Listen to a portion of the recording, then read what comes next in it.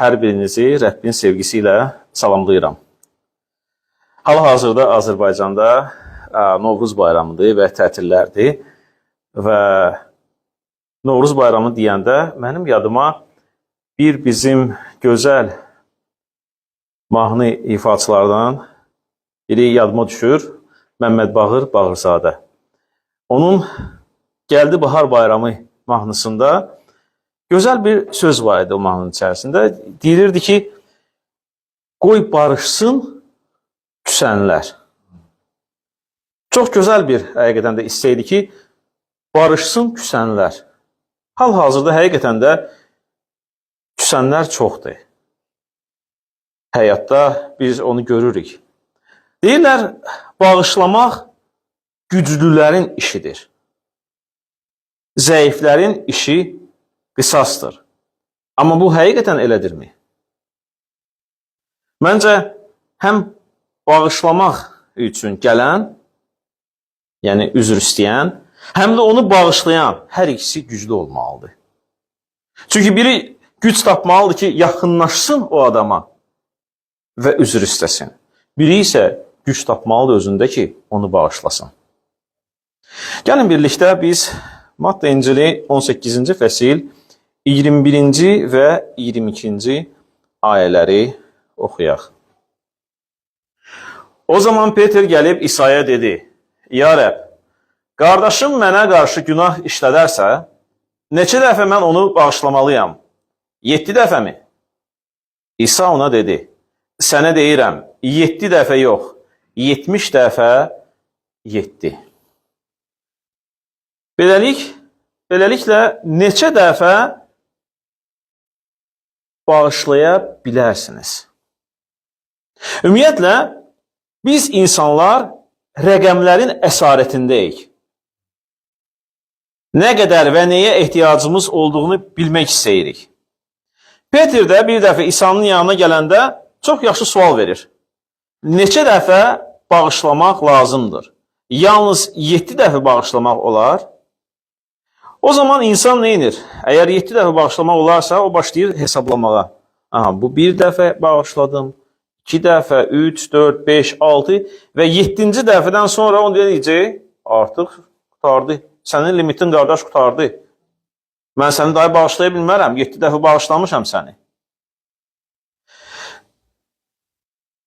Ötən gün mən Tövratı oxuyurdum və orada çoxlu sayda 7 rəqəmini gördüm.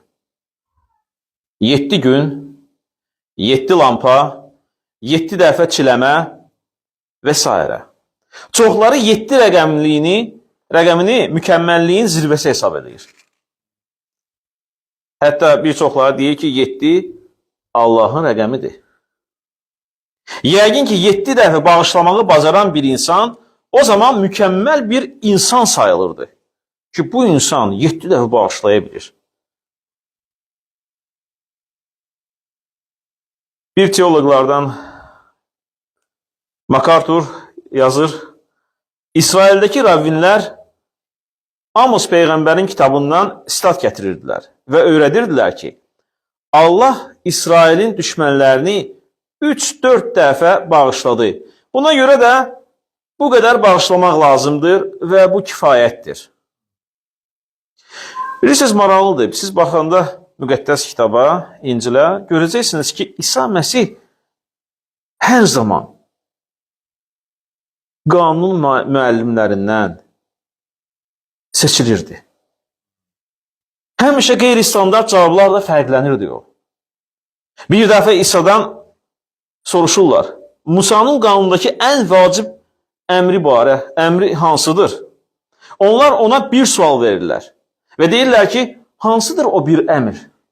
Amma İsa bir yox, 2 əmr haqqında deyir. Allahı bütün qəlbinlə, bütün düşüncənlə, bütün gücünlə sev və yaxınını özün kimi sev. 2 qanun deyir. Ona boşanma haqqında sual verirlər İsa Məsihə. Və deyirlər ki, Musa öz qanununda icazə verir ki, ərlə arvad boşansın. Amma İsa Məsih deyir, yox, olmaz. Çünki əvvəldən bu belə deyildi.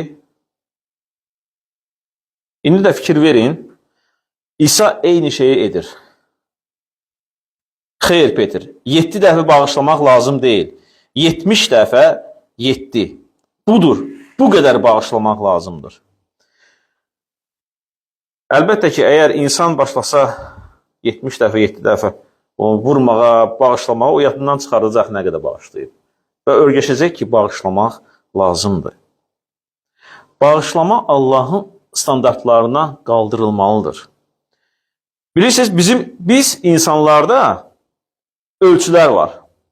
Məsəl üçün, biz deyirik, artıq mənim səbrim partladı. İstifadə eləmişsiniz bəlkə də həyatda və yaxud da ki, eşitmişsiniz. Qalmaqalda ər arvad ilə bir-birinə qışqıraraq deyirlər, artıq sən məni bezdirdin, Valideynlər övladlarını bağışlayaraq deyirlər, bax, bu son dəfədir ya, başqa bir səhv etsən, bağışlamayacağım. Bəlkə bir çoxumuz bu sualları beynimizdə öz-özümüzə vermişik. Həmişə bağışlamaq lazımdırmı? Hər şeyi bağışlamaq olarmı? Bunu necə axı bağışlamaq olar? Bu adam bağışlanmağa layiqdirmi? Müqəddəs kitabı oxuyanda biz görürük ki, müqəddəs yazılarda yazılıb ki, ölüm günahı var, bəli, və bu da Allah özü yazır o vaxtda ki, bəli, belə bir günah var və o günah bağışlanmır. Amma bu tamamilə fərqli bir mövzudur. Bağışlamaq üçün kimisə biz insanlarda limitimiz və bununla da Allahın köklü şəkildə biz fərqlənirik. Biz limitlə yaşayırıq. Deyirik, bax bu qədər bağışladım, sonra artıq mənim səbrim tükənir. Biz Allahdan köklü şəkildə fərqlənirik. Allahın bağışlanma standartları daha yüksəkdir. O 7 dəfə, 1000 dəfə yüksəkdir. Buna görə də rəqəmə deyil, bağışlanmanın mahiyyətinə diqqət yetirmək lazımdır. Matta İncilin 18-ci fəslində, hələ bir siz ardıcıl oxusanız, 23-cü ayədən 35-ci ayədək belə bir məsəl gətirilir. Mərhəmətli ağa və amansız xidmətçi. İsa öz sözləri ilə aşağıdakı hekayə ilə təsvir edir. Mən məsəli müasir bir dildə danışacağım. Məsəl üçün, bir bankir zərərlərini və qazanclarını hesablamağa qərar verir. Maliyyə hesablarına baxır və görür ki, bir nəfərin ona, məsəl üçün, 10.000 dinar borcu var. O adam ondan bir ev tikmək və öz işini tanıtmaq üçün və yaxud genəşləndirmək üçün, bugünkü gündə ona belə bir deyirlər, müasir dildə raskrutka etmək üçün borc almışdı.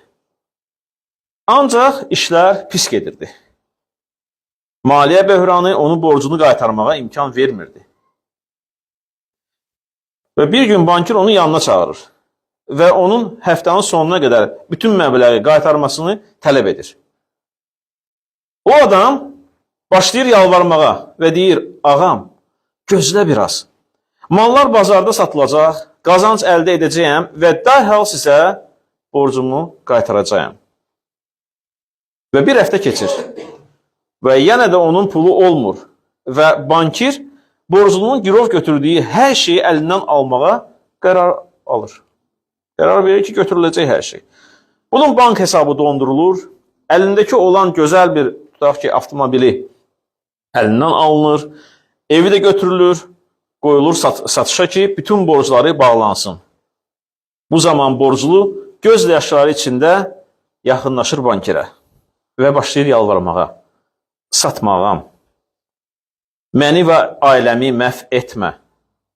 Axı mənim 3 uşağım var və həyat yoldaşım işləmir. Axı biz hara gedəcəyik? Bizim heç nəyimiz qalmayıb. Bu bankir özü də evli idi, ailəli idi. O başa düşürdü 3 uşaq böyütmək nə demək idi. O başa düşürdü ki, işin planlaşdırdığı kimi çox vaxt getmir. Bədbəxt borcluya yazığı gəlir və menecer vasitəsilə ona xəbər yollayır. Get ona de, borcunu bağışladım, mənə heç nə ödəməli deyilsən. Əlbəttə ki, o adam bu xəbəri eşitdikdə sevinir. Amma bağışlanan kimi bankdan çıxır, düz gedir bazara və onu işləyən satıcılardan birini yaxınlaşır və deyir ki, yadımdadır, sən məndən 100 dinar pul almışdın borca. Qaytar görün, bir saatda pul məndə olmalıdır. Heç nə bilmirəm və heç nə eşitmək istəmirəm.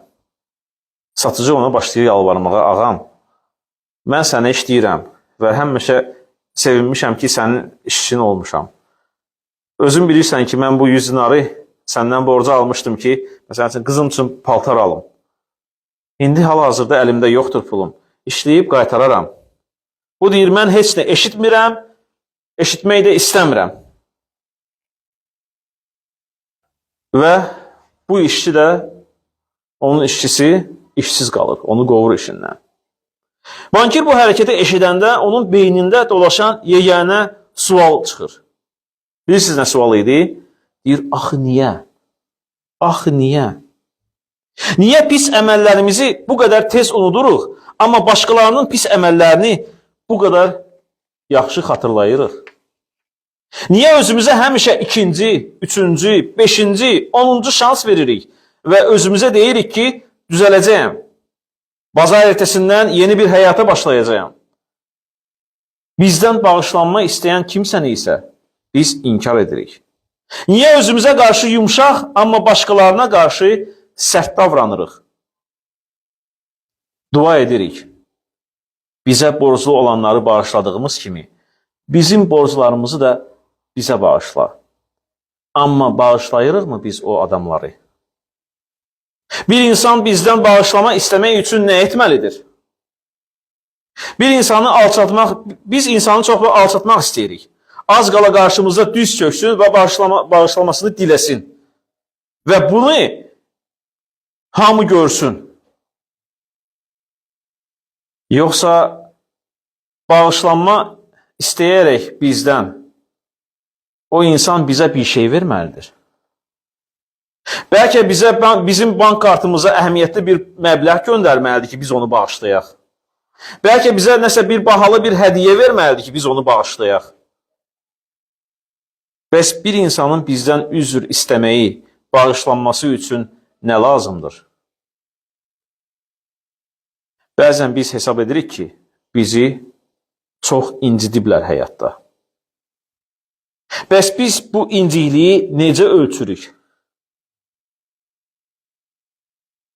Bilirsiniz, belə bir dağ var, yüksək dağlardan biri Everest dağı. Və çox vaxt alpinistlər çalışırlar ora qalxsınlar. Və elələri olur ki, qalxa bilmirlər, elələri olur ki, orada həlak olurlar. Everest dağı böyük bir dağlardan biridir. Amma o böyük dağ kimi olsa da, Allahın bağışladığı günahlar dağına baxın və bizim incikliyimizi müqayisə olunmaz dərəcədə az görəcəyik. Sir budur ki, günah etdiyimizi biz unuduruq. Amma başqalarını günahkar kimi görməyə çox vaxtı biz üstünlük veririk. Biz başqalarından yaxşı deyilik. Biz Allaha borcluyuq. Gəlin biz öz həyatımıza nəzər salaq. Və Allahın bizi bağışladığı saysız hesabsız səhvlər və günahlar barədə düşünək. Bilirsiniz, müqəddəs kitabı oxuyanda biz görürük ki, onun bağışlanma üsulu çox sadədir. Rəbb özü deyir, yanıma gəlin və bütün böyük günahlarınıza baxmayaraq bir anda sizi bağışlayacağam və bu inanılmaz yükü sizdən alacağam. Diqqətli olun, indi dediyim şeyi yadda saxlayın. Allah bizi bağışlamaq üçün insan oldu və yer üzünə gəldi. Görüş üçün bizimlə bir addım atdı. Bizim üçün göydən endi. Bəs biz İsa kimi sadəyik, bizə yaxınlaşıb, bağışlayın deyə bilərlər, kin saxlamağı xoşladığımız kimi, bağışlamağı xoşlayırıqmı? Bağışlamaq üçün ilk addımı özümüz atırıqmı?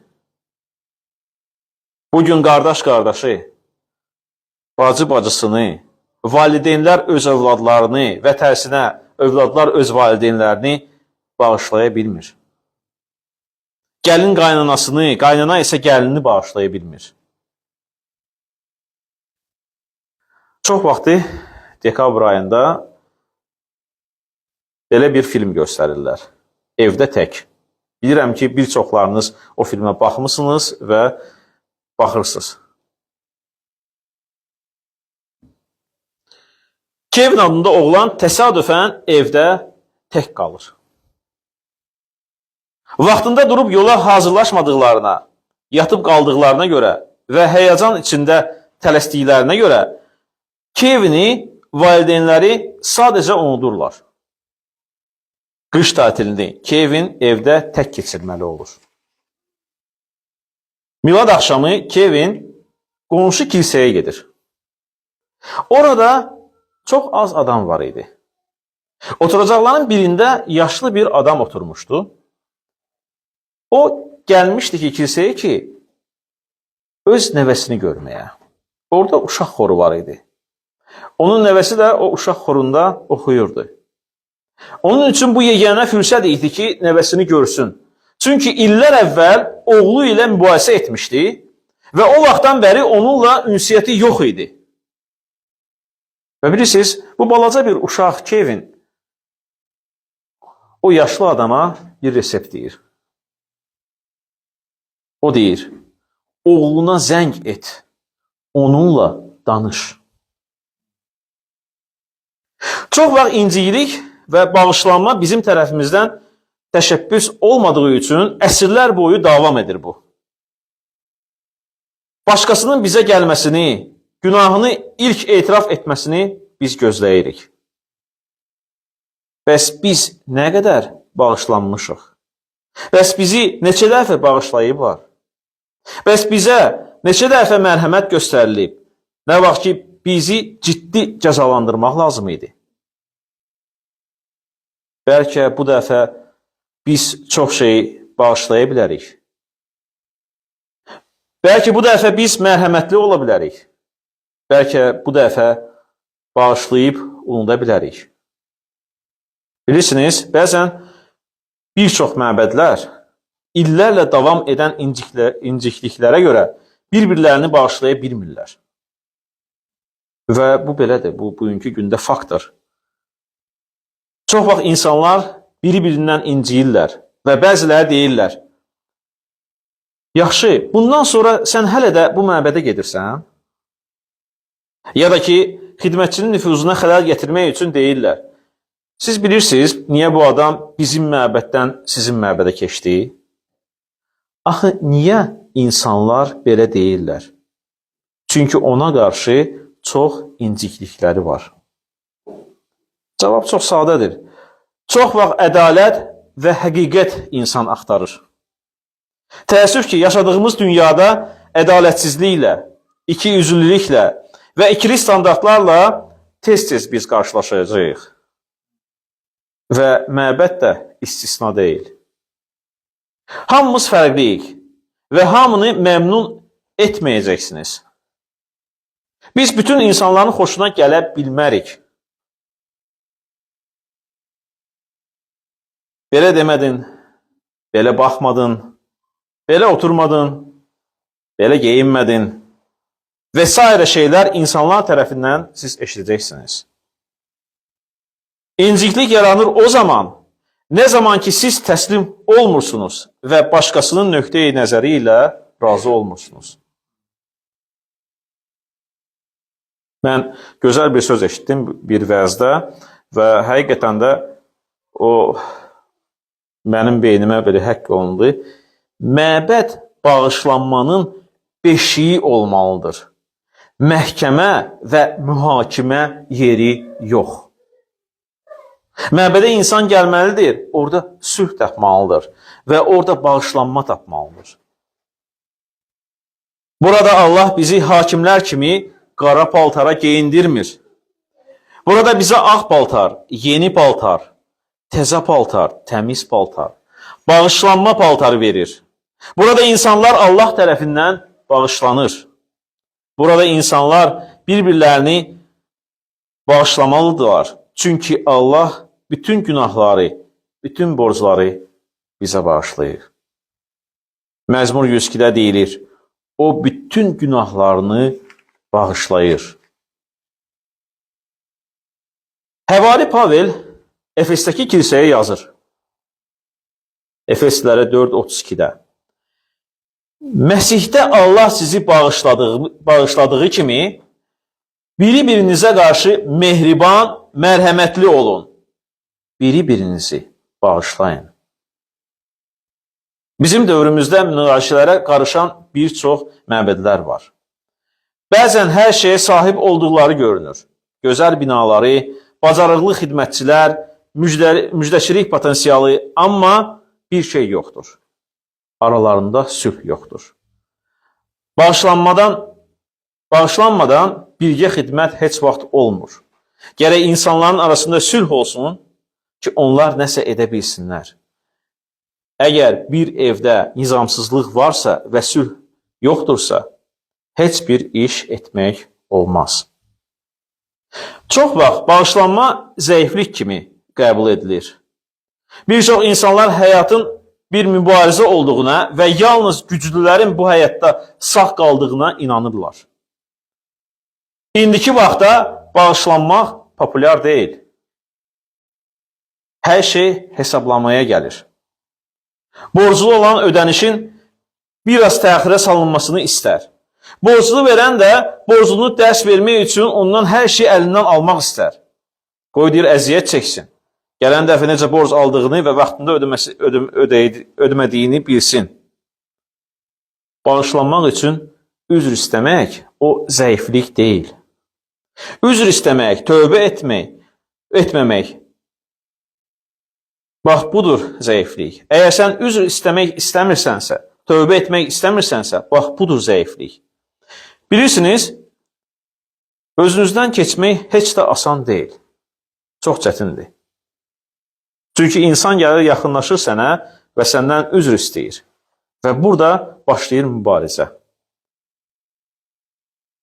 İçərdən mübarizə başlayır ki, bağışlaya bilərsən onu, yoxsa yox. Amma onu da bilin ki, Allah bağışlayır və əbədi olaraq günahlarınızı unudur.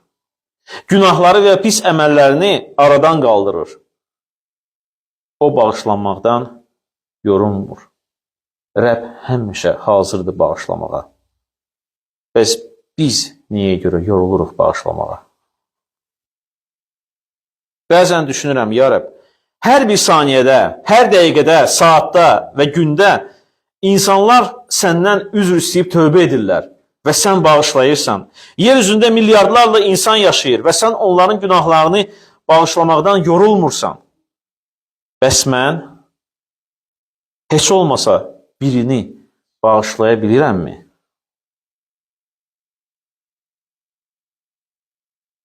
Bəli, edə bilərəm. Çünki sən məni 7, 490, 1000 dəfə daha çox bağışladın. Hər gün məni bağışlayırsan və borcumu mənə xatırlamırsan. Bağışlandığım kimi bağışlamağıma da mənə kömək et, ya Rəbb. Bəlkə bugün qardaşınız, bacınız, atanız, ananız və ya qızınızla və ya burada toplantıda kimləsə münasibətləriniz pozulub. Bağışlamaq və unutmaq istəmirsən, o zaman İsa'ya bax. Borclarınızı bağışladı. Milyon günahını çarmıxa çəkdi.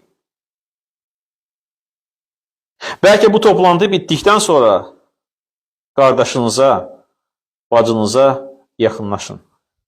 Ananıza, oğlunuza zəng edin və ya telefonunuza, qızınıza, rəfiqənizə, dostunuza incitdiyiniz uzun illər bir əziyyət çəkənlərə mesaj göndərin və deyin, məni bağışla.